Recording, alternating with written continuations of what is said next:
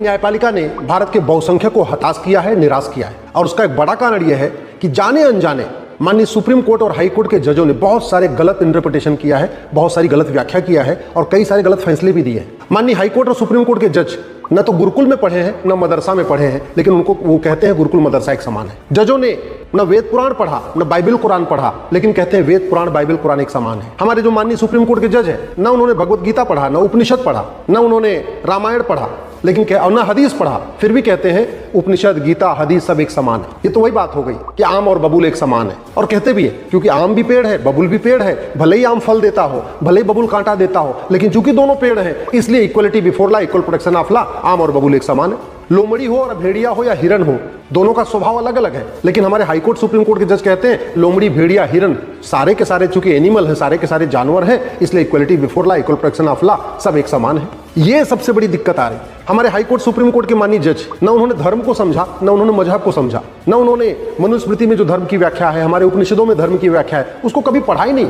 लेकिन वो धर्म को रिलीजन कहते हैं, रिलीजन को धर्म कहते हैं, धर्म को मजहब मानते हैं, मजहब को धर्म मानते हैं। और ये गलती हाई कोर्ट के जज भी करते हैं, सुप्रीम कोर्ट के जज भी करते हैं, सांसद विधायक मंत्री मुख्यमंत्री शिक्षा मंत्री सब लोग ये गड़बड़ी कर रहे हैं। क्योंकि नेताओं की इमेज तो पहले खराब हो गई थी, लेकिन धीरे धीरे ग्रेजुअली हाई कोर्ट और सुप्रीम कोर्ट के फैसलों से भी देश का बहुसंख्यक हताश है, निराश है और उसका एक बड़ा कारण यही है।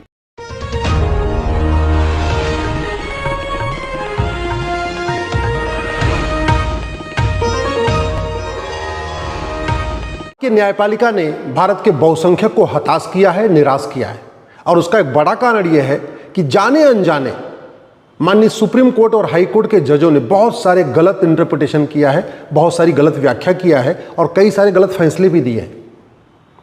माननीय हाई कोर्ट और सुप्रीम कोर्ट के जज न तो गुरुकुल में पढ़े हैं न मदरसा में पढ़े हैं, लेकिन उनको वो कहते हैं गुरुकुल मदरसा एक समान है। जजों ने न वेद पुराण पढ़ा न बाइबल कुरान पढ़ा, लेकिन कहते हैं वेद पुराण बाइबल कुरान एक समान है।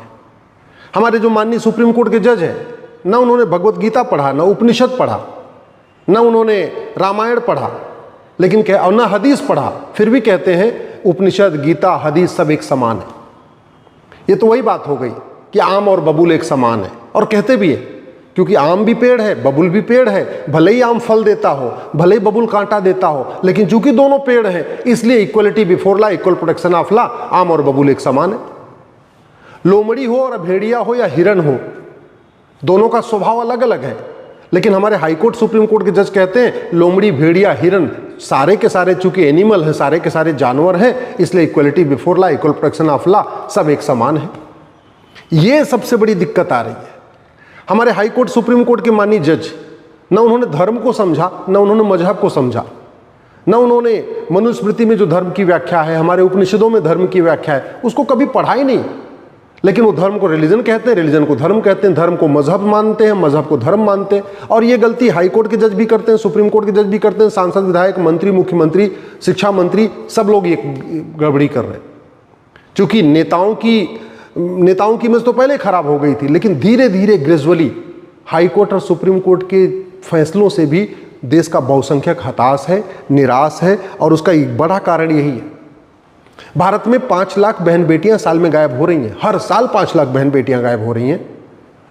सुप्रीम कोर्ट बहुत सारे मामलों में सुओ मोटो कॉग्निजेंस लेता है, लेकिन आज तक कभी सुप्रीम कोर्ट ने कॉग्निजेंस ले लिया कि भई ये 5 लाख बहन बेटियां गायब हो रही हैं, इनको कैसे रोका जाए, क्या कारण है, क्या रूट काज है, क्या परमानेंट सोल्यूशन है। चीन में ऐसा नहीं होता, सिंगापुर में ऐसा नहीं होता, अमेरिका में ऐसा नहीं होता, जापान में ऐसा नहीं होता, भारत में क्यों हो रहा है। चलो सरकारें तो वोट और नोट के चक्कर में सुबह से शाम लगी रहती हैं, सांसद विधायक मंत्री सुबह से लेकर शाम वोट और नोट के चक्कर में लगे रहते हैं, लेकिन सुप्रीम कोर्ट और हाई कोर्ट के जजों को तो चुनाव लड़ना नहीं, उनको तो वोट और नोट के चक्कर में पड़ना नहीं चाहिए। तो अगर कहीं से रिपोर्ट आ रही है कि साल में 5 लाख बहन बेटियां गायब हो रही हैं, तो ये तो हाई कोर्ट सुप्रीम कोर्ट के जजों का कर्तव्य है कि इसके ऊपर कॉग्निजेंस लें, सुओ मोटो लें, एक PIL रजिस्टर करें, सरकार से पूछें, सभी राज्य सरकारों से पूछें, केंद्र सरकार से पूछें कि भैया जो 5 लाख बहन बेटियां गायब हो रही हैं क्यों गायब हो रही हैं, जो गायब कर रहे हैं उनको कितनी सजा मिल रही है, क्या उनको साल भर के अंदर न्याय मिल रहा है कि नहीं मिल रहा है, क्या जो किडनैपर है उनको साल भर के अंदर सजा हो रही है कि नहीं हो रही है। ये कभी सुप्रीम कोर्ट हाई कोर्ट के लिए कभी प्रायोरिटी नहीं रहा। इसीलिए भारत का बहुसंख्यक समाज हाई कोर्ट सुप्रीम कोर्ट से हताश है, निराश है, दुखी है। प्रतिदिन 1500 परिवारों का धर्मांतरण हो रहा है और धर्मांतरण राष्ट्रीय समस्या है, किसी एक राज्य की समस्या नहीं है, पूरे देश की समस्या है। कायदे से इसमें पार्लियामेंट में कानून होना चाहिए।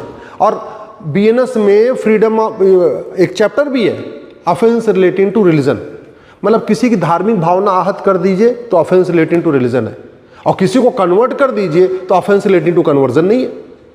समस्या पूरे देश की है तो समाधान राष्ट्रीय स्तर पे होना चाहिए। समस्या पूरे देश में है तो कानून पार्लियामेंट में बनना चाहिए। बहुत सारे विषयों पे सुप्रीम कोर्ट कहता रहता है, हाँ भाई इस विषय पे कानून कब बनेगा, इस विषय पे कानून कब बनेगा। आज तक सुप्रीम कोर्ट ने कभी नहीं कहा सरकार से, केंद्र सरकार से कि ये बताइए, जब धर्मांतरण पूरे देश की समस्या है, 1500 परिवार पर डे कन्वर्ट हो रहे हैं, एक परिवार में 7 आदमी मान के चलिए तो पर डे 10,000 हिंदुओं का धर्मांतरण हो रहा है धोखे से, लालच दे के, तो इसके ऊपर सरकार को कुछ करना चाहिए। कभी नहीं कहा। क्यों? क्योंकि कहते नहीं प्राण जाए पर इमेज न जाए। अपनी इमेज की चिंता है, अपनी सेकुलर इमेज बनी रहे। कड़वा सच बोलने में भी दिक्कत आ रही है। इसीलिए आम जनता हाई कोर्ट, सुप्रीम कोर्ट के माननीय जजों से हताश है, निराश है। और जब जजों से हताश निराश होती है तो स्वाभाविक सी बात है पूरे सिस्टम से हताश निराश हो जाती है। भारत में 5 करोड़ घुसपैठी आके बैठे हुए, 5 करोड़ लगभग 2016 में पार्लियामेंट में उस समय के गृह राज्य मंत्री किरण रिजिजू ने कहा था 2 करोड़ है, संख्या उनकी 5 करोड़ हो चुकी है। लेकिन कभी सुप्रीम कोर्ट ने नहीं कहा कि ये भारत धर्मशाला नहीं है, हमारी संख्या पहले बहुत ज़्यादा हो चुकी है, सरकार इनको बाहर निकालने के लिए क्या स्टेप ले रही है। कभी नहीं। चलो नेताओं की बात समझ में आती है, उनको तो वोट और नोट चाहिए, उनको तो घुसपैठियों का वोट चाहिए। लेकिन सुप्रीम कोर्ट और हाई कोर्ट के जजों को वोट और नोट थोड़ी चाहिए। वो तो रिटायरमेंट हो जाएंगे, अपना काम, अपना कुछ और काम करेंगे, उनको चुनाव लड़ना नहीं। फिर भी घुसपैठ के ऊपर बोलने में ऐसे लगता है प्राण जाए पर वचन न जाए, प्राण जाए पर इमेज न जाए। हमारी इमेज, सेकुलर इमेज खराब नहीं होनी चाहिए। ऐसे लगता है घुसपैठियों के खिलाफ बोल देंगे तो सेकुलर इमेज खराब हो जाएगी। इसीलिए बहुसंख्यक समाज हताश है, निराश है, दुखी है। भारत में लब जिहाद हो रहा है, लैंड जिहाद हो रहा है, जमीनों पे अवैध कब्जा हो रहा है। और जमीनों पे अवैध जो कब्जा हो रहा है, जब कुछ राज्य सरकारें उस अवैध कब्जे को हटाने की कोशिश करती हैं, बुलडोजर चलाने की कोशिश करती हैं, तो बीच में सुप्रीम कोर्ट का क्या खड़ा हो जाता है। उसको हर जगह ह्यूमन राइट की चिंता हो जाती है। अरे मानवाधिकार मानव का होता है, दानव का नहीं। मानवाधिकार सही लोगों का होता है, गलत लोगों का थोड़ी। आपके घर पे आके कोई कब्जा कर ले और फिर सरकार बुलडोजर चलाने आए, तब तो आप नहीं रोकेंगे, तब तो आप कहेंगे हाँ भाई जल्दी से बुलडोजर चलाओ, इसको खाली करा दो। अगर मान लीजिए किसी हाई कोर्ट, किसी सुप्रीम कोर्ट के जगह खेत पे लोग घुसपैठी आके कब्जा कर ले, वहां झुग्गी बना ले, तो क्या फिर सुप्रीम कोर्ट और हाई कोर्ट के जज ये बात कहेंगे कि नहीं बुलडोजर नहीं चलना चाहिए? हल्द्वानी में रेलवे की जमीन पे कब्जा हो गया, सरकार वहां मुकदमा लड़ी, हाई कोर्ट में जीती, सरकार ने कहा अब इसको हम हटाएंगे, तो सुप्रीम कोर्ट ने स्टे लगा दिया। स्टे आज तक चल रहा है। आज तक हल्द्वानी में रेलवे की जमीन खाली नहीं हुई, और वो किसके कारण? माननीय सुप्रीम कोर्ट के कारण हुई है। मुझे समझ में नहीं आता, सुप्रीम कोर्ट को हर जगह ह्यूमन राइट की चिंता आती है। माओवादियों की ह्यूमन राइट, नक्सलियों की ह्यूमन राइट, जो जमीन पर अतिक्रमण कर रहे हैं उनका ह्यूमन राइट, आतंकवादियों का ह्यूमन राइट, कन्वर्जन करने वालों का ह्यूमन राइट, सबके ह्यूमन राइट की चिंता है। भारत में जो ईमानदार लोग हैं, जो ठीक से रहना चाहते हैं, जो भारत को सुरक्षित देखना चाहते हैं, उनके ह्यूमन राइट की चिंता नहीं है। देश सुरक्षित कैसे होगा उसकी चिंता नहीं है। तो या तो इतनी दृष्टि नहीं है कि हम जो कर रहे हैं उसका साइड इफेक्ट क्या हो रहा है, और शायद नतीजा यही है। आज की डेट में सोशल मीडिया में हर चीज़ की समीक्षा होती है। अब वो ज़माना चला गया कि लोग समीक्षा नहीं करते। समीक्षा पहले भी होती थी, लोग कम करते थे। आज की डेट में समीक्षा करने का लोगों के पास अवसर है। फेसबुक है, ट्विटर है, इंस्टाग्राम है, व्हाट्सअप है, सब पे है। जिसको जो उचित लगता है वो लिखता है, और अगर बात सही होती है तो एकदम आग की तरीके फैल जाती है। इतनी तेजी के साथ समीक्षा हो रही है। इसलिए मैं माननीय सुप्रीम कोर्ट, हाई कोर्ट के जजों से कहता हूं कि आप जो कुछ कर रहे हैं उस पे इस बात का ध्यान रखिए कि आपके ऑर्डर का, आपके जजमेंट का, उसका रेमिफिकेशन क्या हो रहा है। भारत की डेमोग्राफी पर डे बदल रही है, और बहुत तेजी के साथ बदल रही है। और भारत की डेमोग्राफी बदलने का कारण क्या है? लब जिहाद, लैंड जिहाद, ड्रग कारोबार, ह्यूमन ट्रैफिकिंग, अपराध, भ्रष्टाचार। घुसपैठ का मूल कारण क्या है? भ्रष्टाचार। घुसपैठी आते हैं 2000 दे के, अंदर आते हैं 2000 में आधार, 2000 में राशन कार्ड, 2000 में ड्राइविंग लाइसेंस, 2000 में birth certificate, 2000 motor ID. Bharat में सबसे आसान काम है आधार बनवाना। इसके बावजूद बिहार के SIR हो रहा था, इलेक्शन कमीशन ने कहा कि हम आधार को कंसीडर नहीं करेंगे। जबरदस्ती आधार को कंसीडर करवा दिया।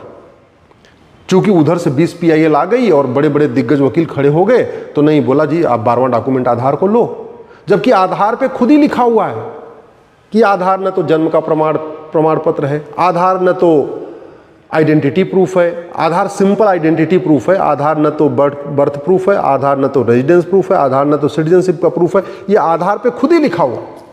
लेकिन चूंकि सामने से इकोसिस्टम आ गया, 20 लोग आ गए PIL करके, उसमें बड़े बड़े दिग्गज वकील आ गए, भूतपूर्व कानून मंत्री, शिक्षा मंत्री, इस टाइप के लोग आ गए, सांसद जी, कई सांसद आ गए, तो भैया ठीक है एक काम करो, 11 डॉक्यूमेंट तो ठीक है, 12वां इस आधार को भी ले लो। और उस 12वां आधार को अलाउ करने के कारण बिहार में बड़ी मात्रा में घुसपैठियों ने अपना वोटर ID में नाम जुड़वा लिया। ये जो हो रहा है माननीय सुप्रीम कोर्ट, मैं हाथ जोड़ के निवेदन कर रहा हूं, अपनी गलतफहमी दूर कर लीजिए कि भारत में जो सब कुछ ठीक चल रहा है वो इस संविधान के कारण चल रहा है, ये गलतफहमी दूर कर लीजिए। राजा हरि सिंह ने कभी सोचा नहीं था पंजाब के टुकड़े होंगे, पंजाब का टुकड़ा हुआ।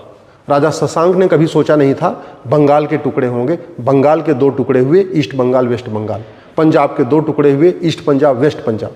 राजा हरि सिंह ने कभी नहीं सोचा था कश्मीर में नरसंहार होगा, कश्मीर के 2 टुकड़े होंगे, कश्मीर को 2 टुकड़े हुए।